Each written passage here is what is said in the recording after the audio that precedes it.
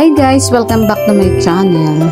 So guys, kung hindi ka pa nakapag-subscribe sa aking channel, so pindutin mo na guys ang notification bell upang sa ganun maka-update ka guys ng aking mga upcoming videos. So for today's video guys, tayo ay guys mayroong client. So gusto niya guys magpakulot ng permanent. So yan guys, start na tayo magkulot. So dito tayo guys mauna sa kanyang batok. So usually talaga guys, kapag gumawa tayo magkulay tayo, mag-reband tayo, dyan po talaga tayo nauuna sa batok, sa ilalim guys. So yan guys, naglagay na ako ng number 1 na pangkulot. O diba guys, meron din number 1 tsaka number 2, parang rebanding lang.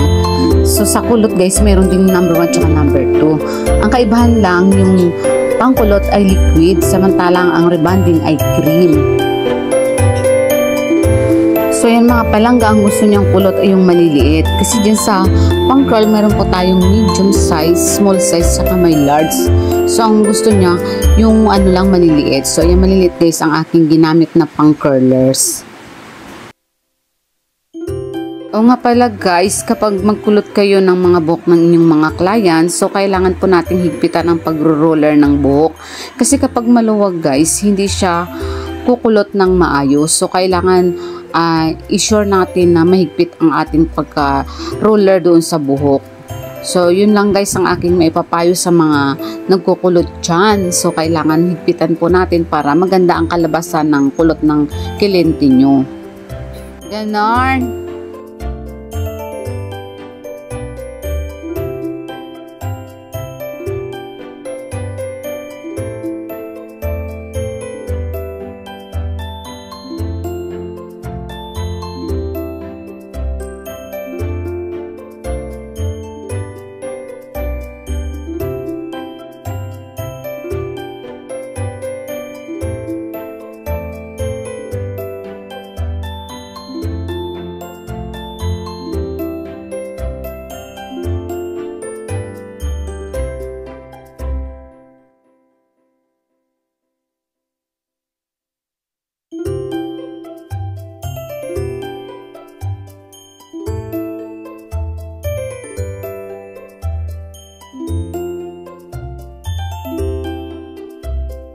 So ayan mga palangga, kapag naset na natin ang mga curlers sa hair ni ma'am, so ang gagawin po natin ay lagyan po natin siya ng number 1 na pangkulot.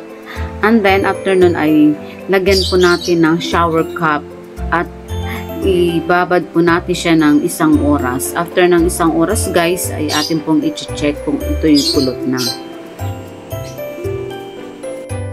So yan guys, titingnan natin kung ito yung kulot na ang kanyang hair.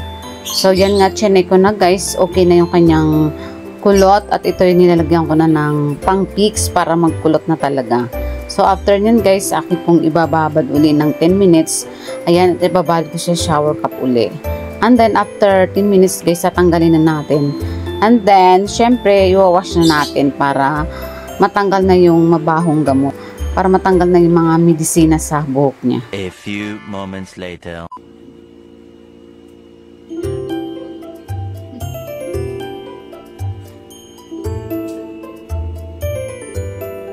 So yan mga palangga, okay na ang buhok ni ma'am. Tinatanggal ko na yung mga curlers. So nakita nyo guys, diba maliliit ang kanyang kulot. So ayan, tuloy-tuloy lang natin guys. Tabayanan nyo lang kung ano maging result ng kanyang permanent curl. Ang ingay ng aking ibon ha. Ang aking two lovers, si malakas at si maganda. Yaring.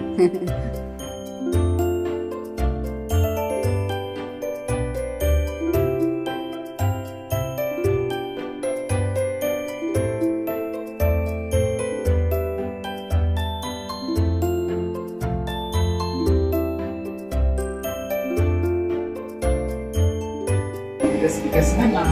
Nandiyan ko. Ay, ang ganda. Look you guys.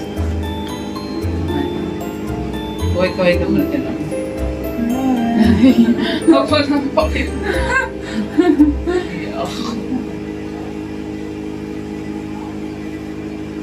Anong masasabi mo sa kulot mo, ma'am? Ang ganda. Diyan na muna yung mga utang.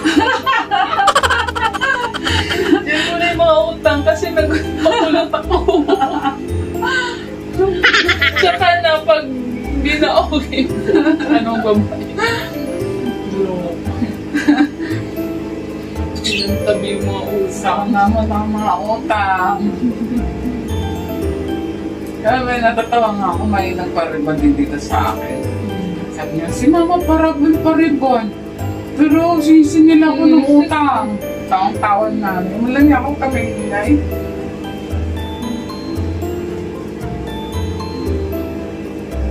Yung pala yung sinasabi niya, ate, bigyan mo muna yung anak ko kasi nandito pa ako sa trabaho. Pagbalik, bigyan. Inutot yung anak ko, Mama, sinisingil ako ng utang. Tapos ikaw pa, ganda ka niyang pariban-ribang kayo utang doon. Tawang-tawa kami.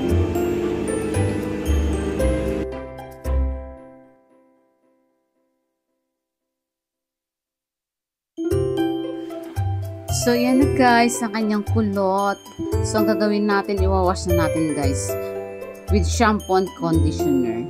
So, ayan guys, tapos ko na siyang iwash ang buhok ni ma'am. So, ang gagawin ko yun guys, medyo papatuin ko ng konting blower at lalagyan natin ng oil, ng serum oil guys. So, ang maintenance dyan guys ay kailangan meron kayong serum oil para lagi siyang wet lock tingnan. Para maganda ang kalabasan. Tsaka hindi yan sinusuklay guys, inaano lang ng kamay, hagod-hagod lang.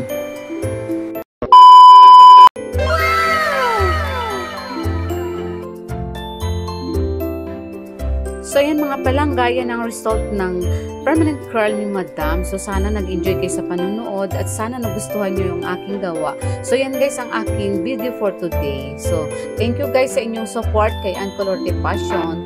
So thank you for watching. Love you guys, Mama. Bye!